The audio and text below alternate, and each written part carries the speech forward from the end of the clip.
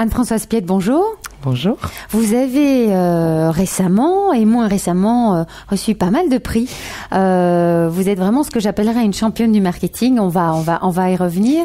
Vous vous êtes formée à l'ICHEC tout d'abord, et puis vous avez commencé tout de suite dans le marketing, je crois. Hein? Tout à fait, dans les études de marché au départ, oui. Dans quelle société c'était? White, donc dans un laboratoire pharmaceutique.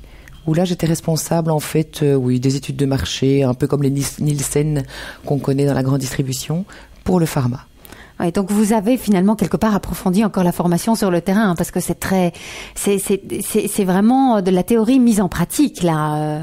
Ce que je fais aujourd'hui. Non, mais dans la première société dans laquelle vous étiez, parce que faire des études de marché, c'est vraiment aller encore plus loin dans le marketing. Oui, même si dans le pharmaceutique à l'époque, il faut se remettre quand même, il y a quelques années, le marketing n'était pas très très très élaboré, et donc c'était plutôt études de marché dans le sens où comment performe chacun des secteurs pour certains types de produits, l'évolution des marchés. Donc c'était plus des études de chiffres, je vais dire, et d'analyse chiffrée que vraiment de insight de consommateurs ou de vraiment comprendre comment fonctionne le marché.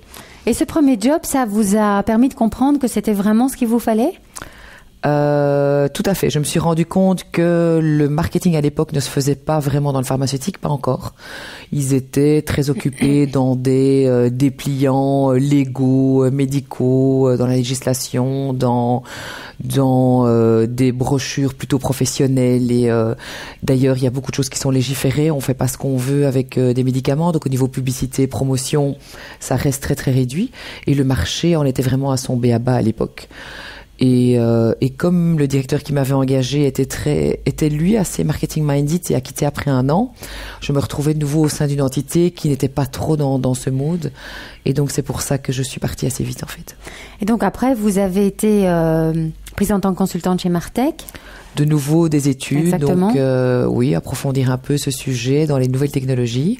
Et puis, pardon, ça n'a pas été les 2 expériences les plus riches de ma vie. Je pense que ma carrière a vraiment commencé après. À partir de Bongrain. Oui, tout à fait. Où là, vraiment, vous avez pu mettre en pratique de vrais plans marketing. Tout à fait. Pour la petite histoire, je me souviens maintenant en parlant avec vous, j'ai accepté de baisser de salaire, par exemple, pour rentrer chez Bongrain, où je suis vraiment rentrée dans le bas de l'échelle comme, chef produit junior, où je faisais les synthèses Nielsen et toutes les choses vraiment que personne ne voulait faire, les bons moins 5 francs sur les emballages de fromage en rayon, et donc vraiment apprendre le b.a-ba du marketing avec quelqu'un que je vois encore de temps en temps qui était très très strict et très sévère. Et j'ai vraiment appris, c'est une école, Bongrain, c'est une école de marketing un peu comme Procter ou comme Unilever ou comme Danone ou les autres. Et donc là, j'ai vraiment appris les bases de c'est quoi un produit, c'est quoi un positionnement, c'est quoi un consommateur. C'est quoi une USP, Unique Selling Proposition. Et donc voilà, je suis rentrée, le virus m'a attaqué à ce moment-là en fait. Mais c'est intéressant ce que vous dites, c'est que pour trouver son chemin, il faut peut-être de temps en temps aller en arrière, accepter de faire un pas en arrière pour vraiment tout à fait. Se redéployer, après redéployer sa carrière. Ensuite, de Bongrain, vous êtes passé à Bacardi Martini. Tout à fait.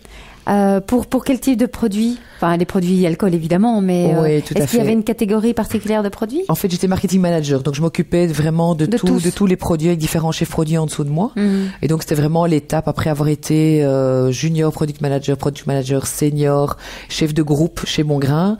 Mais mon patron était pas là depuis très très longtemps, donc il allait peut-être pas bouger demain. Et donc il fallait vous donner la place, quoi. Voilà, et donc il était temps que je prenne un peu l'air. Et mais en très bon terme, c'était vraiment une très très belle expérience pour moi. Et donc là chez Bacardi, j'ai vraiment pu accéder à l'étape suivante qui est de vraiment gérer un département marketing dans les biens de grande consommation, donc qui est quand même un marketing très particulier.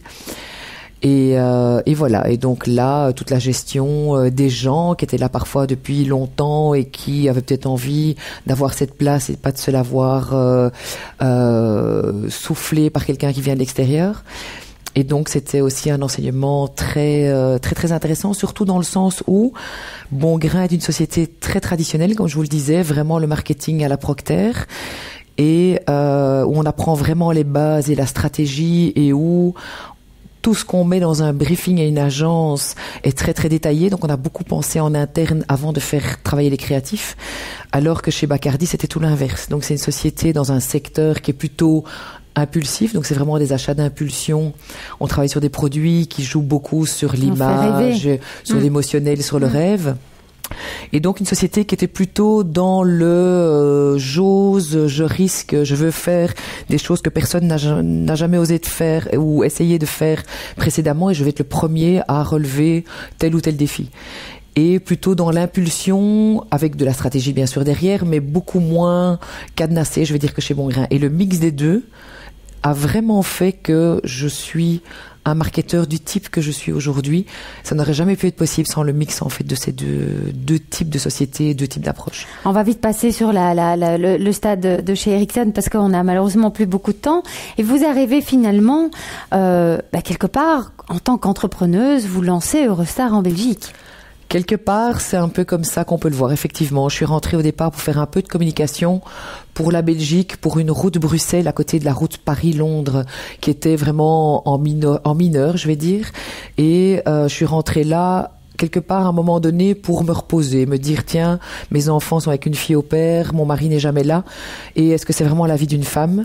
Et donc rentrer plutôt en mineur en me disant je vais un peu mettre sur le côté. Et après 2 mois, quand je me suis rendu compte du défi qu'il y avait là et du potentiel qu'il y avait sur cette marque en Belgique et sur la route, où j'ai commencé à reprendre mes anciennes habitudes et à remettre le monde à l'envers, et ça a été très vite.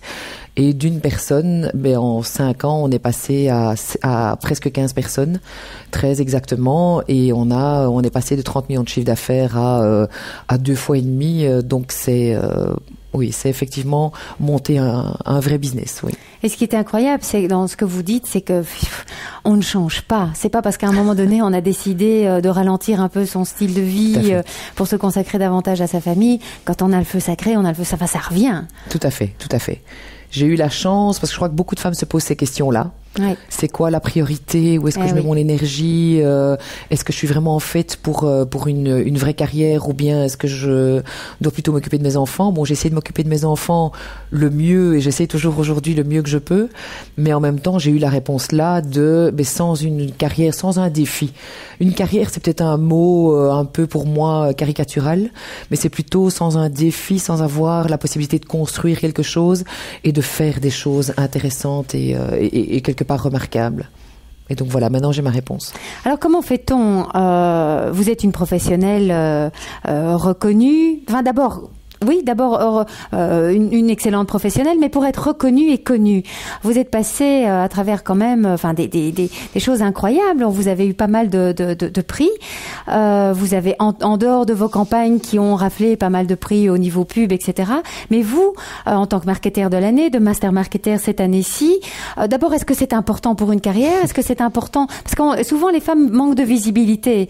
Donc comment est-ce que vous faites vous pour avoir cette visibilité là et cette reconnaissance-là? Est-ce qu'il y a un truc? Je pense que c'est une roue qui se met en marche à un moment donné. Vous êtes professionnel et vous voulez faire des choses un peu hors du commun et faire bouger les choses. Et puis, il y a à un moment donné quelque chose que vous faites qui est remarqué. Une fois que vous êtes remarqué, donc tout a commencé quand on a eu un Gold Défi, notamment avec Eurostar. Et là, vous êtes remarqué, on vous demande d'être dans des jurys, on vous demande de faire des présentations, on vous demande... Et donc, vous êtes de plus en plus un peu dans le mouvement. Je suis quelqu'un qui attache beaucoup d'importance au relationnel. Donc, le networking, comme on dit en anglais, est quelque chose qui pour moi est essentiel et qui est une partie aussi du travail d'un bon marketeur. Parce qu'une fois que vous connaissez les personnes au bon endroit, ça vous permet de faire des choses que vous ne feriez jamais si vous ne les connaissiez pas. Ces gens vont vous appeler aussi quand ils ont un projet et qu'ils ont envie de le faire avec quelqu'un qui a un peu de dash et qui ose prendre du risque et aller de l'avant. Et donc, ça m'a permis de faire chaque fois des choses de plus en plus grandes parce que je connaissais de plus en plus de personnes. Et que donc, quand vous parlez avec quelqu'un, vous vous rendez compte de certaines opportunités que vous n'imaginiez même pas derrière votre écran dans votre bureau. Et donc, c'est un peu une roue qui démarre et que vous faites rouler de plus en plus vite parce que vous aimez cette dynamique et que vous avez envie de toucher un peu à tout et d'être ouverte à beaucoup de choses. Je pense que c'est très intéressant. On va clôturer notre interview là-dessus. Mais c'est très, très juste ce que vous dites et je pense que c'est vraiment quelque chose qu'il faut dire et redire et en particulier aux femmes, c'est que être très bonne dans son métier, ça ne suffit suffit pas. Il faut aussi passer du temps dans le networking, dans le relationnel, pour justement se faire remarquer et pouvoir créer des opportunités, mais ne fût-ce que pas simplement pour soi, mais simplement pour son job. Tout à fait. Pour la société autant que pour soi. Exactement. Ça a servi beaucoup à Eurostar, beaucoup plus à Eurostar qu'à moi, aux deux en parallèle. Bien mais sûr, évidemment. Vraiment. Merci vraiment beaucoup, Françoise Piette. Une interview très très intéressante dans un agenda extrêmement bourré. Merci beaucoup. Merci à vous aussi, un tout grand merci.